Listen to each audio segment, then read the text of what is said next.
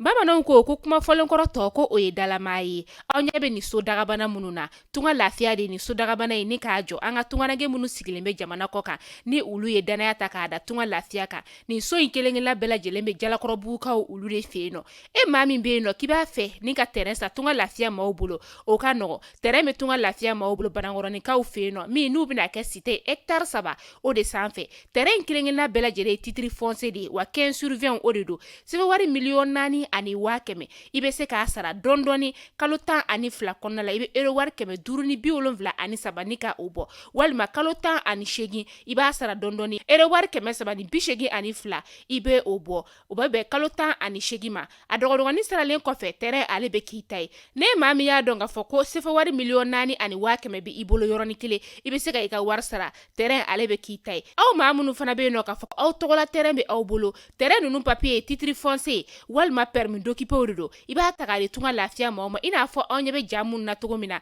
u b'a jɔ ni ka a d'i ma ka sɔrɔ i ma tɔɔrɔ. O tuma la tunganage minnu sigilen bɛ jamana kɔ kan, tunga lafiya nana aw lafiyali o de kama walasa sojɔko la aw kana degun sɔrɔ cogoya min na. Ne mɔgɔ min bɛ fɛ ka kunnafoni wɛrɛ sɔrɔ sa, o tuma la an wele an ka numéro WhatsApp kan 00336 41 94 03 80 walima 00223 72 18 42 47. Tunga lafiya maliyɛnden minnu sigilen bɛ jamana kɔ kan u bɛɛ lajɛlen kelen-kelenna bɛ se ka u ninkanso sɔrɔ ba Maliba ale kɔnɔna la cogoya min na.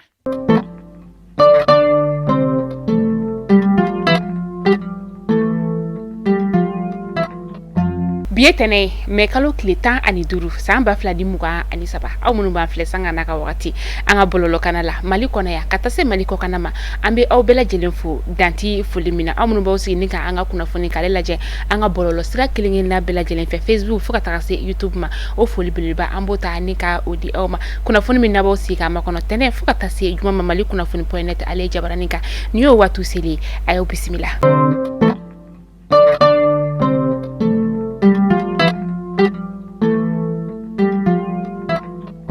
Foni daminɛla bi Nations Unies ale ye sɛbɛnfura bɔ ni ka a cari sɛbɛnfura min ni a b'o lafɛn min ka sa o de ye bunahadamadenya hakɛw olu la kɔlɔsili sa u y'a yira k'a fɔ ko anw ka finitigilakaw k'olu kɔni de kɛra sababu ye ni ka finitigi gansan maa dɔw ni ka olu bɔnɛ olu na n'u bɛ t'i jɔ maa 500 o bɔɲɔgɔnla ni a kɛra filaw yɛrɛ ka dugu la n'o ye Mura dugu ye. Mura ale bɛ Mopti o mara la nin sɛbɛnfura in kɔni carina wagati min na sa anw ka jamana marabagaw u ye u jaabi o yɔrɔnin kelen bɛɛ lajɛlen na. An ka jamana marabagaw ka kuma lasela ni o ye Colonel Abdoulaye Maiga ye ale ye kuma ni ka o lase an ka faso jabaraniso o la o kelenin bɛɛ la u ye fɛn min ye Nations Unies maaw ye u ye ɲangili ta ni ka o kɔmasegin kɛ u yɔrɔ la ka sababuya kɛ olu ma se ka u yɛrɛ ye ni ɲangili ale kɔnɔna la o de la u fana ko k'u bɛna damakasi sɛbɛn ni ka o don maa minnu kɛra sababu ye ni ka nin sɛbɛnfura in ka ale labɔ k'u bɛna damakasi sɛbɛn don olu juguya la.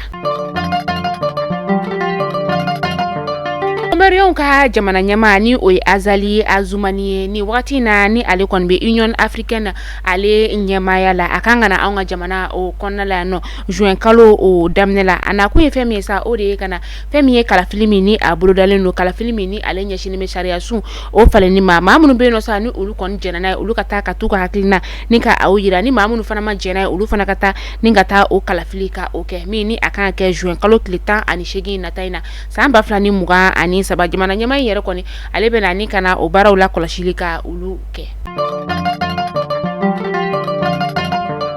An ka ministre min bɛ yen nɔ ni ale ɲɛsinnen bɛ bɛn ani kelenya kuma ma ni o ye Colonel Major Ismaila Wage ye. Ismaila Wage ale kɔni ye i kunda Kidalikaw ka dugu o kɔnɔna kan jumadon tɛmɛnen na n'o bɛnna mɛ kalo tile 12 ma san 2023 a taara bɔ ɲɔgɔn ye kungurunin ni ka o kɛ maa minnu bɛ yen nɔ ni olu ye bolonɔbila sɛbɛn ni ka o kɛ bɛn ani kelenya kɔnɔna o la. A bɛ dɔgɔkun damadama bɔ bi sisan nɔ ni Lafiyabugukaw Lafiyabugu ale bɛ an ka sigida o 4nan na sa ni wagati na olu kɔni tɛ ka ɲamanbɔyɔrɔ sɔrɔ u yɛrɛ la u bɛ ka kɛ sababu sa ni ka u ka ɲamanw ka olu labɔ ni ka o jeni u ka dayan fanfɛlaw la bozotrotigi minnu fana bɛ yen nɔ ni olu bɛ taa ɲamanw bɔn olu kɔni tɛ ka ɲamanbɔyɔrɔ yɛrɛ ni ka o loma u bɛ ka kɛ sababu ye ni ka kɛlɛɲɔgɔnya ni ka o don ɲamanbɔlaw ani Lafiyabugu sigibaw olu ni ɲɔgɔn cɛ. Faraɲɔgɔnkan jɛkulu be no ni ale be wele ko ALCPPE u faraɲɔgɔnkan jɛkulu kɔni farala ɲɔgɔn kan ni ka taa Sotiba kaburudo ka ale kɔni furan fo ka a jɛ nɔgɔ minnu b'a kɔnɔ u ye olu bɔ ka faso dige minnu be no ni ka olu bɛ bɔ ka kɔnsamiya donta kuran ye o ɲɛ. Ameta kita nantara kita ameta sagabari shifinakaw ka ɲɛma ale kɔni fagara a ka so o kɔnɔna la mamara fɛntigi la kodɔnbali dɔ olu fɛ min ni a kɛra mɛkalo tile 10 o tɛmɛnin na a kɛra nɛgɛ kanɲɛ 19 o wagati la ni kamalen yɛrɛ kɔni sa ale kɔni tun ye u ka mɛriw ka ladiliba kɛrɛnkɛrɛn dɔ ye ni o ye Gadugu ladiliba dɔ ye serebolomaw y'a yira k'a fɔ ko maa minnu kɔni ye nin waleya jugu kɛ sa o ye nin cɛ in kɔni ni ka ale faga ni marifakisɛ o de ye u ye nin waleya jugu kɛ wagati min na u y'u senfa biribiri ni ka taa sisan kɔni a ma dɔn fɛn min kɛra nin sifinaka ye ale fagali sababu ye. Sibiri tɛmɛnen mɛ kalo tile 13 san 2023 faraɲɔgɔnkan jɛkulu be no ni ale ɲɛsinen bɛ cɛmancɛ fanga o dɛmɛni ma n'u k'a ma ko dɛmɛtɔn kɛɲɛbakaw olu fɛ no ale ni mouvement be no ni ale be wele ko Mali Digne ni ale ɲɛmaya be honorable Sulemana Dambele o bolo u ye faraɲɔgɔnkan ni ka o boloda faraɲɔgɔnkan min ni ale ɲɛsina u ye taama kɛ ni ka u kunda kɛɲɛba préfecture o kan u taara ka taa sɛbɛnfura ni ka o di kɛɲɛba préfet ale ma k'a yira k'a fɔ ko referendum min ni o ye kalafili ye sa n'o kan kɛ an ka jamana kɔnɔna la yan nɔ ni ka taa sariya sun ale kan ka falen ni bɛɛ kan ka taa ka ti hakilina ni ka o yira olu kɔni y'a yira kabi sisan ka fɔ ko sariya sun falenni kɔni ko o ye olu fɛlako ye.